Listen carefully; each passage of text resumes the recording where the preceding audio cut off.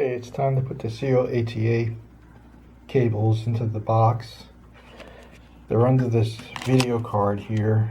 You could almost get to them without taking the video card out, but I'm probably going to wind up taking the video card out. There's already one cable there. You could put 6 cables. I'm going to put 5 more cables and put them through this little rubber grommet here to the other side. These are the video cables I'm using. They have clips on both sides. I'm not 100% sure that they'll fit in those slots with 2 clips on both sides, but we'll see. This is an 18-inch round serial ATA cable.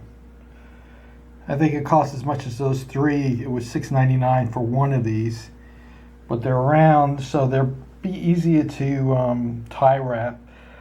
I think I'd rather have the other ones. Although these are 18, I'd still go with a 14 or 16-inch cable. I think a 14-inch would do fine. But they have round ones, which is pretty cool. Basically, you take the screw off here on the back,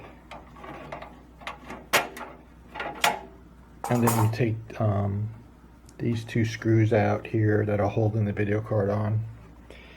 And then you gotta mess with this little clamp here that are on here.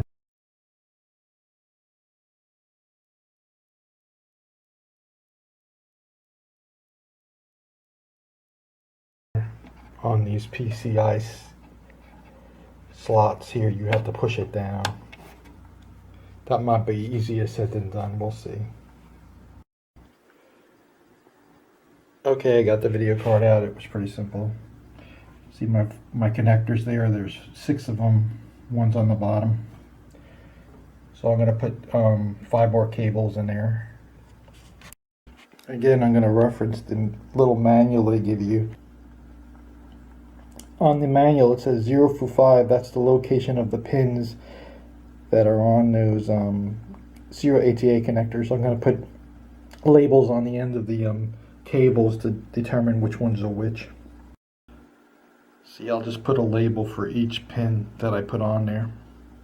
Just a piece of paper with some Scotch tape on it. So here's the cables marked with a piece of paper and some Scotch tape. I put all the serial ATA numbers on them. Here's what it looks like inside. Fits really nice. I'm going to probably wire wrap the other side when I get this turned around, but for now they're all connected. So the cables I used are Sebret, and they're serial ATA 6 gigabits per second, and they have clips on both sides. The clips actually work. You don't have to worry about the clips on both sides.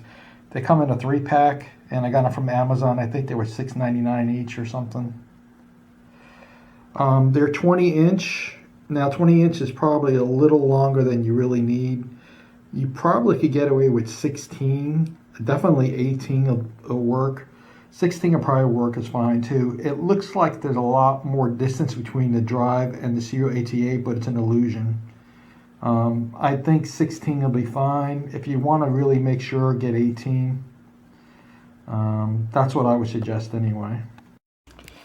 Needless to say, I hope that's the last time I have to take that video card out. I don't like taking it out. Putting this plate back on now. Pretty simple, actually. Not with the camera, but I'll put it on without the camera.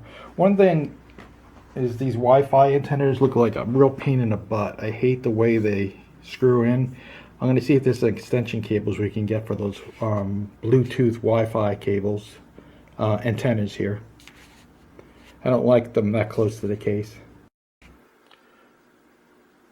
Okay, so this is what it looks like at the back of the case. We got a lot more wires there. Nothing that can't be managed. But there is a lot. So just for temporary use, I got this SSD here. It's a 512. I'm going to mount it on one of these plates in the back. Probably this one, the far end one. Maybe this one actually. See that screw right there? You basically turn that and this plate comes right off. And I think they just slide right out. Yeah, they just slide right out. Then you could mount it to here and put it back in. Really nice design, actually. And then you just line up the holes in the back and throw some screws in there. You might have to get some screws if you don't have any. I happen to have a lot, so there it is, screwed in, and I have it so that the connectors are on the bottom. So you slide it back down, and the connectors are set on the bottom. And I put the connectors on before I put it on. I'm using COATA port 0. No reason to select that, just it's 0, and I put it on there. And I put the power cable. Remember, the power cables are on the bottom. You a whole bunch of them under the near the power supply. You can just pull one out. I use the second from the end because I figure if I put one here, it'll be the first. You could always change it later. There it is, plugged in, and I've wrapped the cable slightly over. These cables are pretty large. I got some tie wraps to try to make it a little cleaner. I got them from Dollar Tree for $1, but get them somewhere else if you can. They're not the best. There it is. I put half the cables towards the bottom and half towards the top. The top came out really nice. The bottom, of course, all these wires is making it really thick. I may actually redo that. All right, the drive install worked fine. As you can see, I got the third hard drive in the system. I'm going to be putting 4 or 8 terabyte SSDs in here someday. I want to have SSDs because they draw less power, and I don't trust the 600 watt power supply to power anything bigger than an SSD. This system can hold up to 6 2.5 inch drives and 2 M2s. I'm going to be putting a lot of 2.5s in there, and I just want to let you know that the 20 inch, I would recommend getting 16 inch COATA cables. The 20 inch ones are way too long.